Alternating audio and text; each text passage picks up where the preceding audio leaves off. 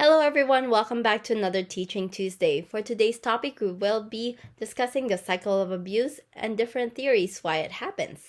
Domestic violence often occurs in a cycle, and the cycle of abuse diagram helps us to understand the different phases which typically occur in an abusive relationship. So it's the before, during, and after an abusive episode.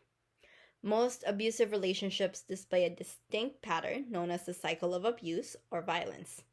Abuse is rarely constant, but alternates between the tension building, acting out, the honeymoon period, or also known as the calm period.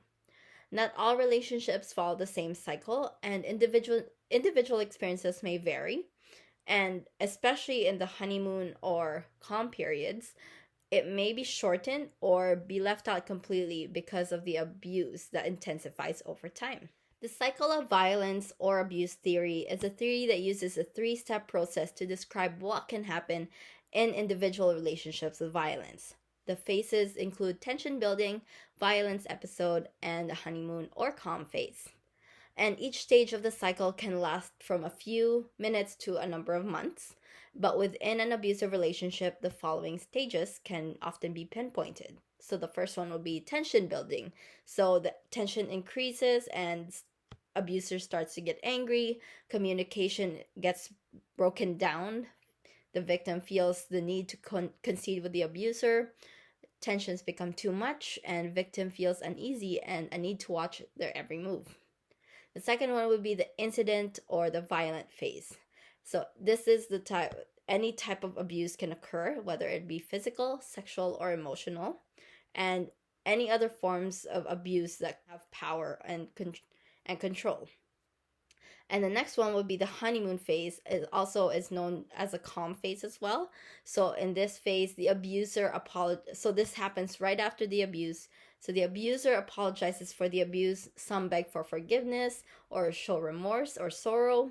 Abusers may promise it will never happen again, and most of the time they blame victims for provoking the abuse and denies abuse even occurred. They also minimize or deny or claim that the abuse wasn't as bad as victim claims. There's also a part of this with after the honeymoon phase, which is the calm, but sometimes they just put it together. And in this phase, the abuser stops and slows down and acts like the abuse never happened.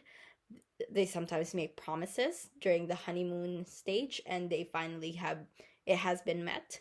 Abuser may give gifts to the victim, and the victim believes or wants to believe that the abuse is over or the abuser will change. And then after that, the cycle again begins. So there are various theories why sexual violence exists, and we already discussed the first one, which is the cycle of violence or abuse theory, and we can move on to the next two. So the second one would be the power theory. This theory argues that violence against women is a societal problem, which occurs mainly because of the power imbalance between men and women, and more specifically because of the dominance of men and traditional male roles. The second one would be the learning theory. So the main idea behind this theory is that violence is learned behavior from childhood, and that phrase boys will be boys and the girls should just accept being bullied and stay quiet is something that is rooted from that. While the theories that were discussed in this video focuses primarily on violence against women, here at LSAS, we recognize that power dynamics and learned behaviors can impact all genders and demographics. There are some theories out there that offer insight as to why sexual violence occurs against vulnerable populations. So I will be summarizing the three that we just discussed.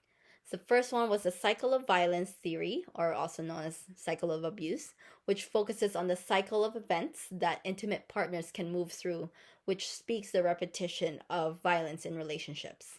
The second one was the power theory, and that argues that there are perceived power in some people, and they use that power to perpetrate violence against vulnerable populations. And the last one was the learning theory. It focuses on learned behaviors that we had in childhood, and that our environment and childhood exposure to violence shapes how we understand relationships and the treatment of others.